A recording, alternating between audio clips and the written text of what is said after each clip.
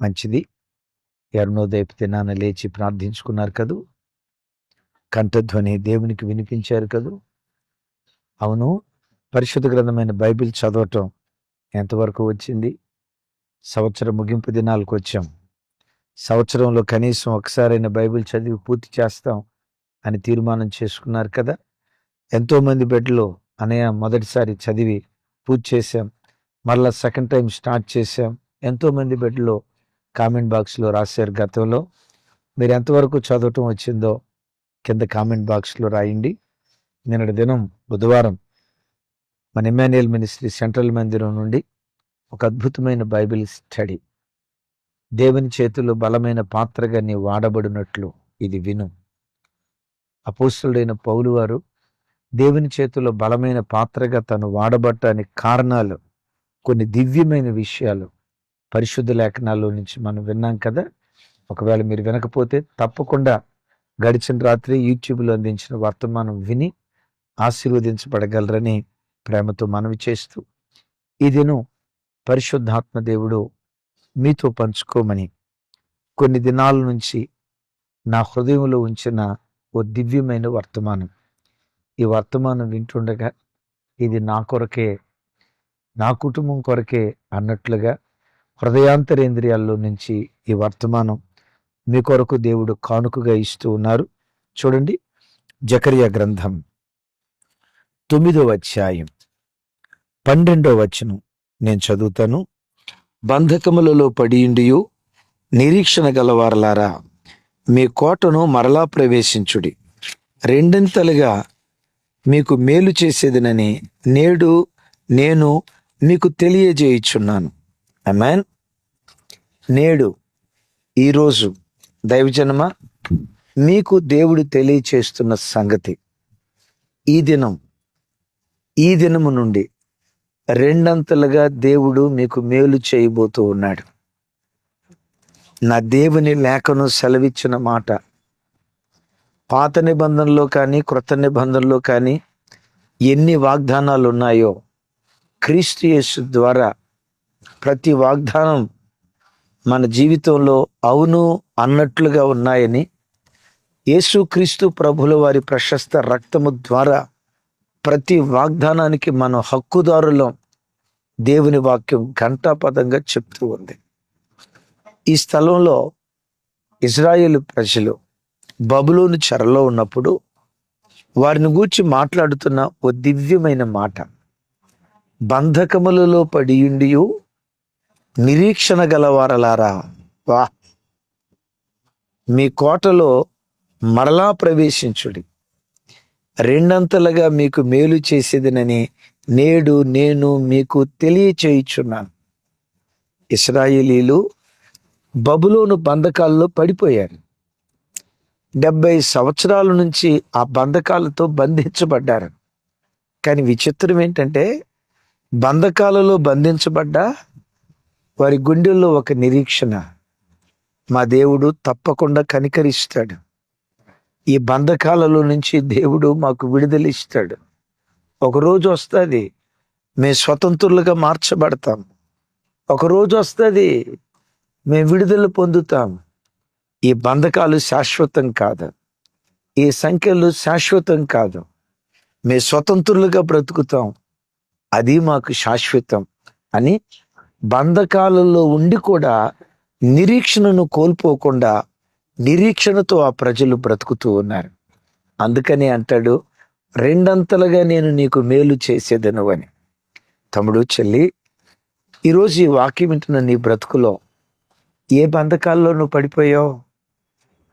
ఏ బంధకాల మధ్యలో నువ్వు బంధించబడ్డావు? అప్పులనే బంధకాలు రోజు రోజుకు నిన్ను కృంగదీస్తున్నాయా? రోగం అనే బంధకం రోజు రోజుకు నిన్ను కొంగదీస్తూ ఉందా? కొన్ని ఆధ్యాత్మిక బలహీనతలు నీకు బంధకాలుగా మారిపోయి ఈ బంధకాల్లో నుంచి నువ్వు విడుదల పొందలేవు. జీవితకాలం ఈ పాపపు బంధకంలోనే నువ్వు బ్రతుకుతావు. విడుదల పొందటం దుర్లభం. నీ బ్రతుకింతే, ఇది నీ కర్మ, ఇది నీ తలరాత. ఎంత ఏడ్చినా ఈ సమస్యల బంధకంలో నుంచి నువ్వు బయటకు రాలేవు.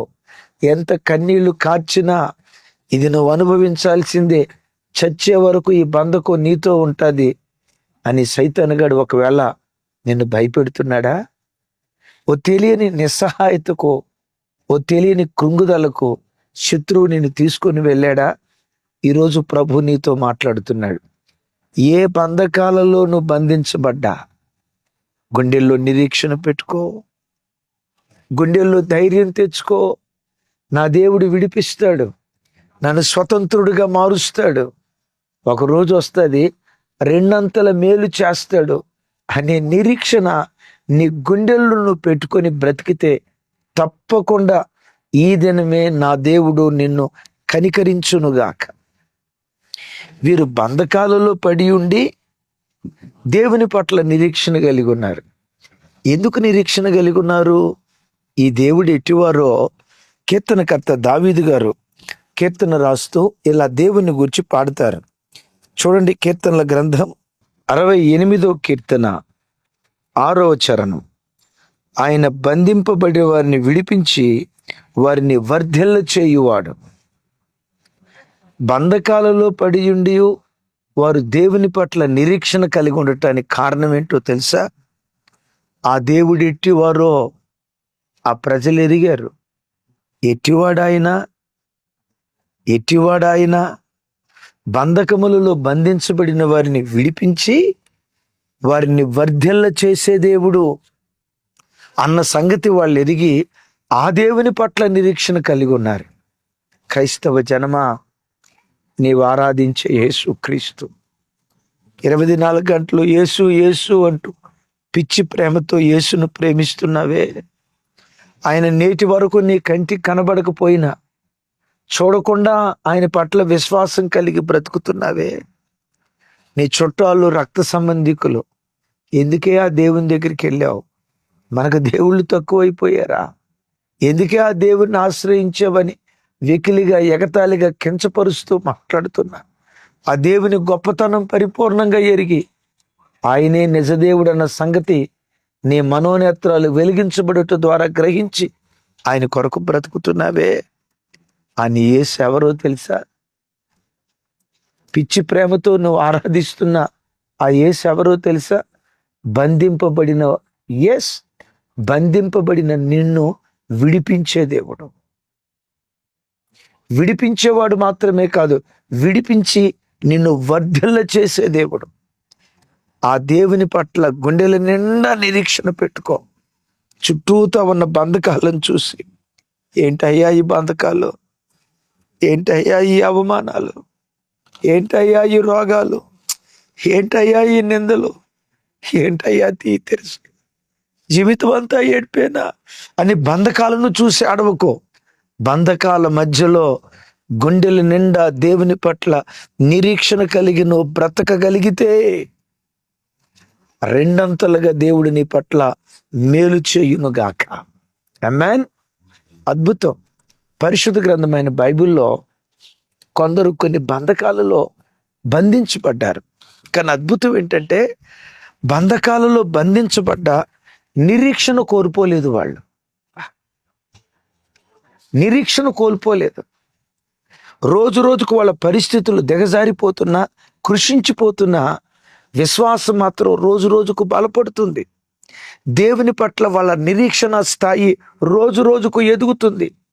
మా చుట్టూత కన్నీటి సందరు నిన్ను ఆవరించిన నమ్మదగిన దేవుడు రెప్పపాటు కాలములో నీ స్థితిగతులు మార్చగలడు.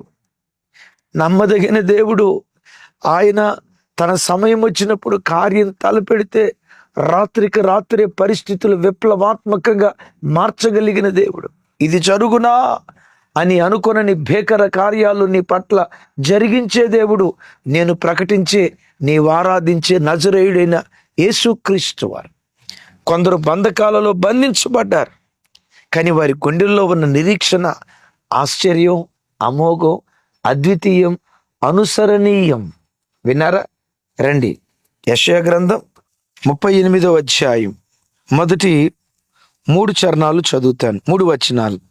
ఆ దినములలో హిజ్కియాకు మరణకరమైన రోగము కలుగగా ప్రవక్తయు ఆమోజు కుమారుడైన యెషయా అతని యొద్దకు వచ్చి, నీవు మరణమగుచున్నావు, బ్రతకవు గనుక నీవు నీ ఇల్లు చక్కబెట్టుకొనమని యెహోవా సెలవిచ్చున్నాడని చెప్పగా, అతడు తన ముఖమును గోడ తట్టు త్రిప్పుకొని, యెహోవా, యథార్థ హృదయుడనై సత్యముతో నీ సన్నిధిలో నేనెట్లు నడుచుకుంటునో, నీ దృష్టికి అనుకూలముగా సమస్తమును నేనెట్లు జరిగించుతునో కృపతో జ్ఞాపకం చేసుకోనమని హిజ్కియా కన్నీళ్లు విడుచుచు యెహోవాకు ప్రార్థింపగా, యెహోవా వాక్కు యెషయాకు ప్రత్యక్షమై ఇలాగు సెలవిచ్చెను, నీవు తిరిగి హిజ్కియా యొద్దకు పోయి అతనితో ఇట్లనుము, నీ పితరుడైన దావీదునకు దేవుడైన యెహోవా నీకు సెలవిచ్చినదేమనగా, నీవు కన్నీళ్లు విడుచుట చూచి తిని నీ ప్రార్థన నేను అంగీకరించి ఉన్నాను, ఇంకా 15 సంవత్సరములు నీకు ఆయుష్ ఇచ్చేదను. Praise the lord. యెషయా ప్రవక్త రానే వచ్చాడు. నువ్వు మరణం అవుతున్నావు అని ఆపితే పర్వాలా, అని చెప్పి ఆపితే పర్వాలా. ఆ తర్వాత ఏమన్నాడు తెలుసా? నువ్వు బ్రతకవు. నిజమే, హిజ్కియా పరిస్థితి కూడా అలాంటిదే.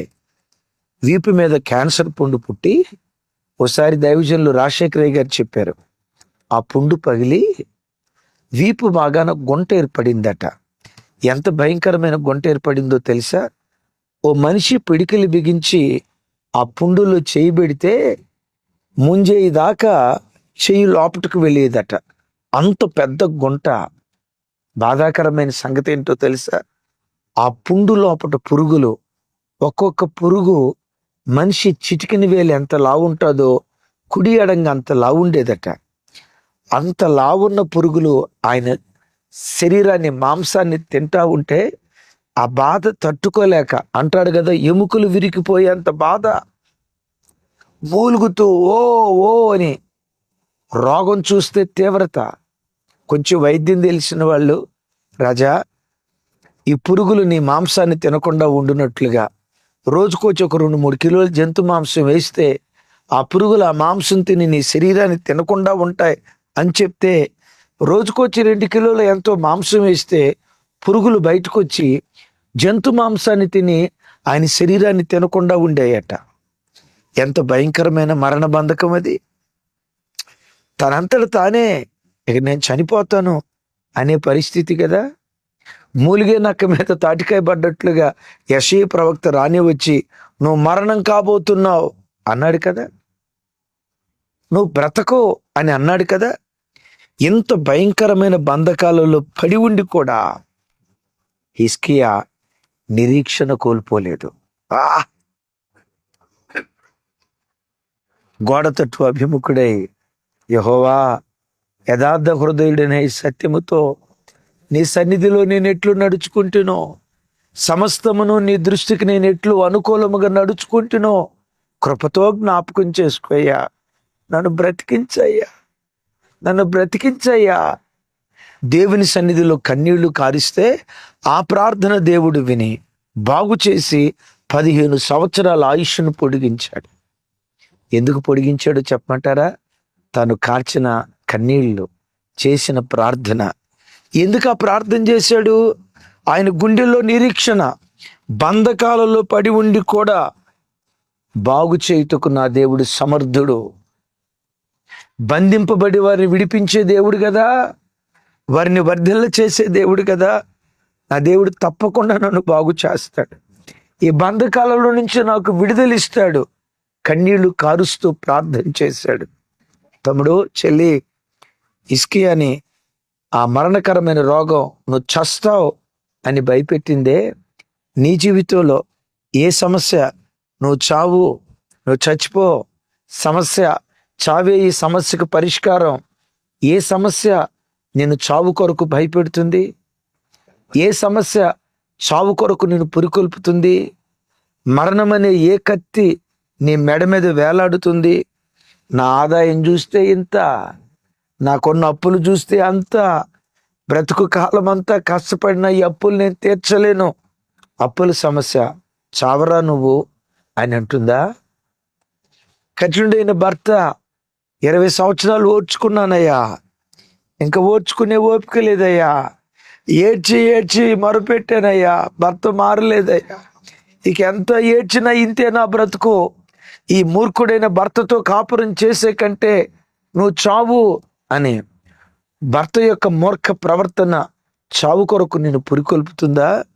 తమ్ముడా, చెల్లి, చావు కొరకు నిన్ను పుట్టించలా, బ్రతికించి నీ బ్రతుకును ఒక సాక్ష్యంగా నిలవబెట్టాలి. ఇది నీ పట్ల దేవునికి ఉన్న ప్రణాళిక. హిజ్కియాని మరణ బంధకాల్లో నుంచి దేవుడు విడిపించలేదా? నిన్ను తప్పకుండా దేవుడు విడిపిస్తాడు. కానీ బంధకాలలో ఉండి కూడా నీవు నిరీక్షణ కోల్పోవద్దు. ఏ రోజుకైనా మంచి దినాలు దేవుడు నాకు ఇస్తాడు. నోటి నిండా నవ్వు పుట్టిస్తాడు. ఏడ్చిన చోటే నవ్వే దినాలు ఇస్తాడు. కృంగిన చోటే చిందులు వేసే, గంతులు వేసే కృప దేవుడిస్తాడు. నా దేవుడు ఎంతైనా నమ్మదగిన వాడు. ఈరోజు ఉన్నట్లుగా రేపు నా పరిస్థితి ఉండదు. నా స్థితిగతులు మారుతాయి. నన్ను స్వతంత్రుడిగా చేస్తాడు. నా దేవుడు వర్ధెల్లు చేసేవాడు. ఆ నిరీక్షణని గుండెల్లో పెట్టుకొని దేవుని సన్నిధిలో బ్రతుకు. అయితే సుమి, అలాంటి నిరీక్షణ దేవుని పట్ల ఎవరికి వస్తుంది? పరిశుద్ధ గ్రంథమైన బైబిల్లో ఒక స్థలంలో రాసి ఉంటుంది. రెఫరెన్స్ ఎరిగిన వాళ్ళు కింద కామెంట్ బాక్స్లో రాయండి. నీ భక్తి నీకు ధైర్యాన్ని పుట్టించదా? నీ యథార్థ ప్రవర్తన నీ నిరీక్షణకు ఆధారం కాదా? పరిశుద్ధ గ్రంథమైన బైబిల్లో చోట రాసింది. ఎక్కడ రాసిందో కింద కామెంట్ బాక్స్లో రాయండి. రైట్, ఎక్కడ రాసింది అంటే యోబు గ్రంథంలో రాసింది. నీ భక్తి నీకు ధైర్యాన్ని పుట్టించదా? నీ యథార్థ ప్రవర్తన నీ నిరీక్షణకు ఆధారం కాదా? నిజమే, సమస్తం కోల్పోయి దేహమంతా కుళ్ళిపోయిన, దేహమంతయు ధూళి అయి జీవింపజేసెదవు. ఎరుగుదురు కదా, దేహమంతా ధూళి అయిన. అవును, మన నిరీక్షణ ఏంటి? మనం చనిపోయిన తర్వాత సమాధి చేయబడతాం. అందరూ చేయబడినట్లుగా సమాధి చేయబడిన తర్వాత అందరిలాగా ధూళి అయిపోతాం కదా. నీవు ఆరాధించే దేవుడెవరు? ఈ ధూళికి పునరుద్ధానపు శక్తినిచ్చి మరలా జీవింప చేసేవాడు. అలాగని చనిపోయిన తర్వాతే ఈ దేవుడు అద్భుతాలు చేసేవాడా? బ్రతికున్న దినాల్లో కూడా ఈయన అద్భుతాలు చేస్తాడు. ఆమేన్. గట్టిగా చెప్తాం ఆమేన్. బ్రతికున్న దినాల్లో అదే యోబు ఎరిగి, దేహమంతా కుళ్ళిపోయినా, దేహమంతా కృషించిపోయినా నా విమోచకుడు సజీవుడు, మరలా ఈ దేహాన్ని బాగు చేస్తాడు. సజీవుడినై ఆయన ముఖ దర్శనం చేస్తాను. ఇదే భూమి మీద నేను ఆయన్ని స్తుతిస్తాను. ఎస్, నా విమోచకుడు సజీవుడు. శోధించబడిన మీదట నేను సువర్ణ వలె మార్చబడతాను. యోబు బంధకాలలో పడుండి, ఒక బంధకమా? మరణం అనే బంధకం, రోగం అనే బంధకం, చితికిపోయిన బంధకం, సమస్తం కోల్పోయిన బంధకం, అవమానాలనే బంధకం. ప్రపంచంలో మనుషులందరికీ ఎన్ని సమస్యలు వస్తాయో అన్ని సమస్యలు ఒక్క యోబు మీదకే వచ్చాయి. అన్ని బంధకాల మధ్యలో కూడా నిరీక్షణ కోల్పోలే. ఎందుకు కోల్పోలేదో చెప్పంటారా? అతని భక్తి అతని గుండెల్లో ధైర్యాన్ని పుట్టించింది. అతని యథార్థ ప్రవర్తన అతని నిరీక్షణకు ఆధారమైపోయింది. యోబు గుండెల్లో ఉందేంటో తెలుసా? ప్రతి అరుణోదయపు దినాలు లేచి ప్రార్థించానే, ఈ ప్రార్థన నా దేవుడు మర్చిపోతాడా? 7 కుమారుల కొరకు ఒక్కొక్కరి నిమిత్తం ప్రత్యేకంగా బలులర్పిస్తూ నా దేవుని సన్నిధిలో గడుపుతూ వచ్చానే, ఈ ప్రార్థన వ్యర్థమైపోతాయా? హృదయంలో కూడా నా పిల్లలు పాపం చేయకూడదని నా పిల్లల పవిత్రత కొరకు అల్లాడుతూ వచ్చానే, ఇంత యథార్థంగా బ్రతికిన నా బ్రతుకులో నా దేవుడు నాకు కీడు చేస్తాడా? అతని భక్తి అతనికి ధైర్యాన్ని ఇచ్చింది. యథార్థ ప్రవర్తన అతని నిరీక్షణకు ఆధారమైపోయింది. చివరికి దేవుడు ఏం చేశాడు? యోబు ఏం కోల్పోయాడో కోల్పోయిన దానికి ప్రతిగా 2 అంతలు దేవుడు అనుగ్రహించాడు. తమ్ముడు, చెల్లి, ఏ బంధకాలతో బంధించబడ్డా గుండెల నిండా నీ దేవుని పట్ల నిరీక్షణ పెట్టుకొని బ్రతుకు. హిజ్కియాని కనికరించిన దేవుడు నిన్ను కనికరిస్తాడు. యోబును కనికరించిన దేవుడు నిన్ను కనికరిస్తాడు. అందుకనే యెషయా గ్రంథంలో దివ్యమైన మాట రాయబడింది. యెషయా గ్రంథం 61వ అధ్యాయం 7వ వచనం, మీ అవమానమునకు ప్రతిగా రెట్టింపు ఘనత నొందుదురు, నిందకు ప్రతిగా తాము పొందిన భాగమును అనుభవించి వారు సంతోషించురు, వారు తమ దేశములో రెట్టింపు భాగమునకు కర్తలగుదురు. ఆమేన్. మీ అవమానమునకు ప్రతిగా రెట్టింపు ఘనత, మీరు అనుభవించిన నిందకు ప్రతిగా రెట్టింపు భాగం, రెండంతల మేలు. తమ్ముడు, చెల్లి, గుండెల నిండా నిరీక్షణ పెట్టుకో. ఎక్కడ అవమానపడ్డానో రెండంతల ఘనత నా దేవుడు అక్కడ కలుగు చేయబోతున్నాడు. ఎక్కడ నిందించబడ్డానో అక్కడ రెండంతల భాగంతో నా దేవుడు నన్ను వర్ధిల్ల చేయబోతున్నాడు. గుండెల నిండా ఈ నిరీక్షణ పెట్టుకో. నిన్ను ఆవరించిన బంధకాలను చూసి అడవుకో. ఈ బంధకాల మధ్యలో ఒక నిరీక్షణ, బంధింపబడిన వారిని విడిపించే దేవుడు ఒకరున్నారని. విడిపించి మౌనంగా ఉండేవాడే కాదు, విడిపించి మౌనంగా ఉండేవాడు కాదు, తాను విడిపించిన వారిని వర్ధిల్ల చేసే దేవుడు ఉన్నారు. ఆ ఒక్క నిరీక్షణతో బ్రతుకు. ఈ నీ నిరీక్షణ నిన్ను సిగ్గుపరచదు. దేవుడటి కృప మనందరికీ దయచేయునుగాక. చిన్న ప్రార్థన చేస్తాను. ఏ బంధకాలతో మీరు బంధించబడ్డా ఈ దినమే విడుదల దినంగా, ఈ దినమే స్వతంత్రులయ్యే దినంగా నా దేవుడు చేయునుగాక. ప్రార్థన.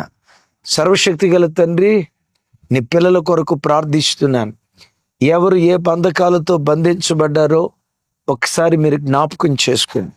కొందరు రోగపు బంధకాలతో బంధించబడ్డారు, కొందరు పాపపు బంధకాలతో బంధించబడ్డారు, కొందరు ఆర్థిక సమస్యలనే బంధకాలతో బంధించబడ్డారు, మరికొందరు అసమాధానపు బంధకాలతో బంధించబడ్డారు, మరికొందరు నోటి మాటలతో చెప్పుకోలేని రకరకాల సమస్యల బంధకాలతో బంధించబడ్డారు. ఎవరు ఏ బంధకాలతో బంధించబడ్డా ప్రార్థిస్తున్నాం.